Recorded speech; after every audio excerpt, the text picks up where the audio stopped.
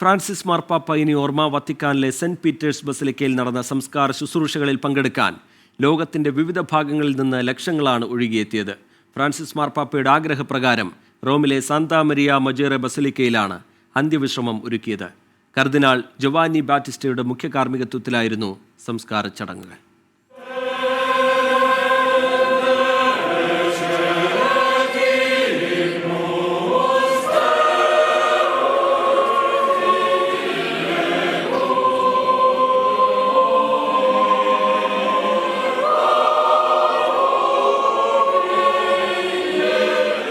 ലോകമെങ്ങുമുള്ള സാധുജനങ്ങളുടെ ശബ്ദമായിരുന്ന ഫ്രാൻസിസ് മാർപ്പാപ്പ മണ്ണിലേക്ക് മടങ്ങി. പുരോഹിത ശ്രേഷ്ഠന് വിടചൊല്ലാൻ ജനസാഗരമാണ് സെയിന്റ് പീറ്റേഴ്സ് ബസിലിക്കയിലേക്ക് ഒഴുകിയെത്തിയത്. രാഷ്ട്രപതി ദ്രൗപദി മുർമു, അമേരിക്കൻ പ്രസിഡന്റ് ഡൊണാൾഡ് ട്രംപ് ഉൾപ്പെടെ 130 രാജ്യങ്ങളിൽ നിന്നുള്ള പ്രതിനിധികൾ ചടങ്ങുകൾക്ക് സാക്ഷ്യം വഹിച്ചു.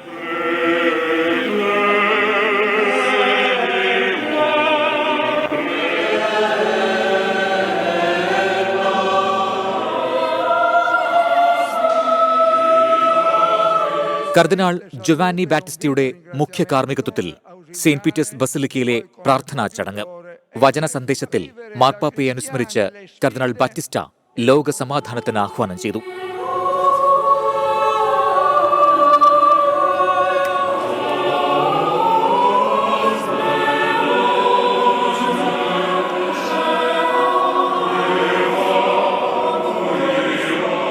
സിറോമലബാർ സഭ major arch bishop Mar Raphael Thattil, major arch bishop കർദിനാൾ മാർ ബസേലിയോസ് ക്ലിമീസ് കാതോലിക്ക ബാവ, കർദിനാൾ Mar George Jacob Koovakad, major arch bishop emeritus കർദിനാൾ മാർ ജോർജ് ആലഞ്ചേരി തുടങ്ങിയവർ സംസ്കാര ചടങ്ങിൽ സഹകാർമ്മികരായി.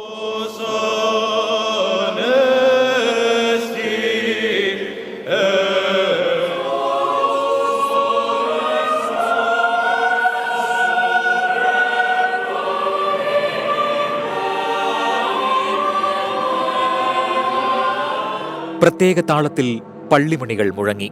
ശേഷം പ്രിയപ്പെട്ട സെയിന്റ് പീറ്റേഴ്സ് ബസിലിക്കയോട് വിടചൊല്ലി വിലാപയാത്രയായി 4 കിലോമീറ്റർ അകലെയുള്ള സെയിന്റ് മേരി മേജർ ബസിലിക്കയിലേക്ക്. കൊളോസിയം വഴി പോപ്പ് മൊബൈൽ വാഹനത്തിൽ അന്ത്യയാത്ര. ലോക നേതാക്കൾ അനുഗമിച്ചു. തങ്ങളുടെ പ്രിയപ്പെട്ട പാപ്പയെ അവസാനമായി കാണാൻ വത്തിക്കാന്റെ തെരുവീഥികളിൽ ജനപ്രവാഹം. പ്രാർത്ഥനയോടെ വെള്ളപ്പൂക്കളുമായി വിശ്വാസി സമൂഹം കാത്തുനിന്നു. വികാരനിർഭരമായി റോമാ നഗരം പാപ്പയ്ക്ക് വിടചൊല്ലി.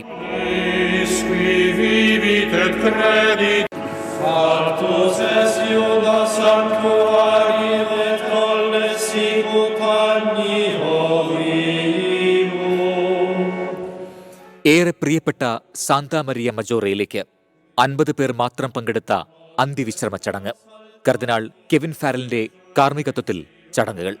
3 പെട്ടികളിൽ മാർപ്പാപ്പമാരെ സംസ്കരിക്കുന്ന പതിവ് രീതിയിൽ നിന്ന് വിഭിന്നമായി ലളിതമായ മടക്കം.